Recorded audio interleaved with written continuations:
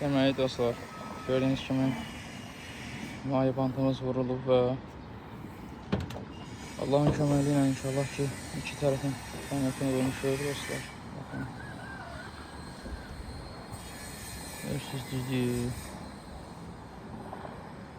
Maşallah olsun. Çiçək kimi.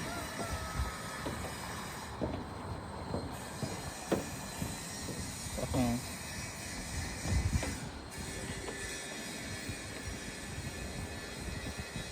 Belə. İnşallah ki, növbəti mərhələdə Allahın köməyi ilə digər qalan hissələrin konnektlarını vuracağıq inşallah.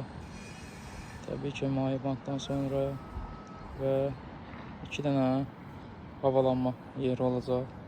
İnşallah ki, biri burada, biri burada olacaq Allahın köməyi ilə. Sağ olun, izlədiyiniz üçün təşəkkürlər.